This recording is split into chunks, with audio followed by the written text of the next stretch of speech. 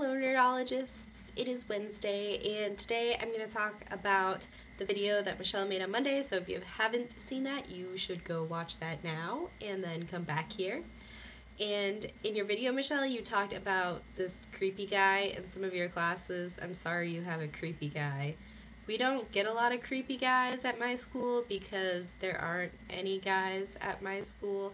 And I think it's interesting that it's always the creepy guy. There's never a creepy girl.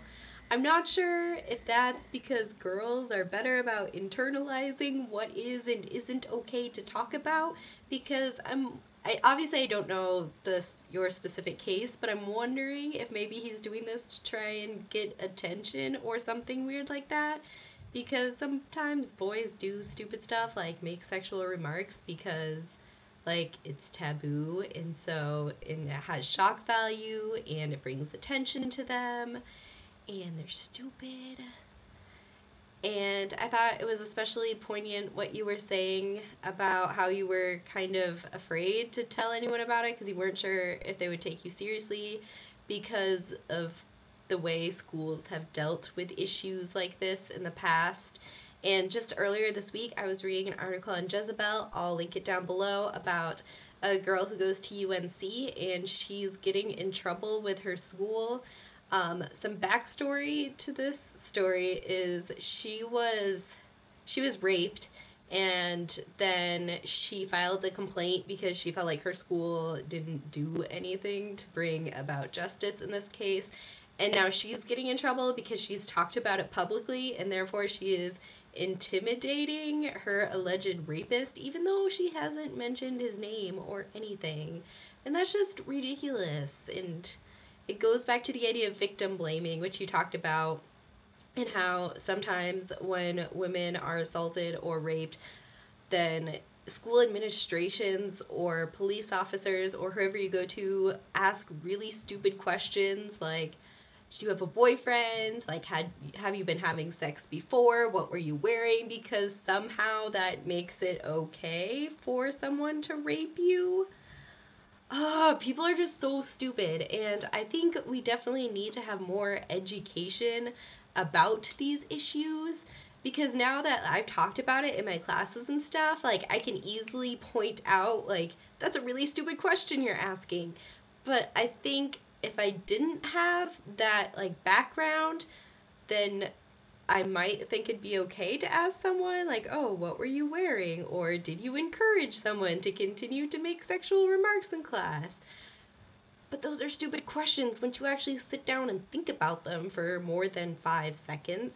So I don't blame you for not wanting to talk to anyone about it, because I think there would possibly be a stigma of, oh, why did you tell? Because he wasn't really doing anything bad. Even though I think if you're being made to feel uncomfortable, then you have every right to try and change the situation and get this guy kicked out of classes. But then I understand administrations can sometimes be reluctant to do that because that takes a lot of effort to build a case against someone and prosecute it and all of that stuff. And I think it's also it can be bad for the reputation of the school if you are reporting so many incidents of sexual harassment or sexual assault and the like. So I don't really understand why schools are in charge of, like, taking care of these things when maybe they should just be handled by the police, because that's what the police do. They handle cases when people do stuff that's against the law. Sexual harassment's against the law, right? It's gotta be. I don't know the legal status of things, but it should be.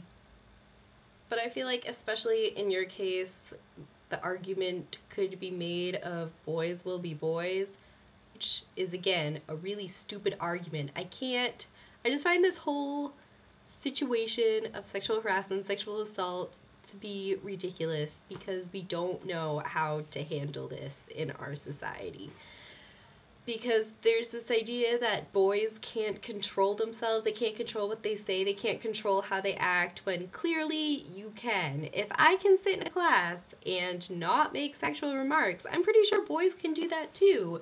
they are capable of restraint and logical thought processes of, is this an okay thing to say in class or not? Yeah, I have strong feelings about this subject.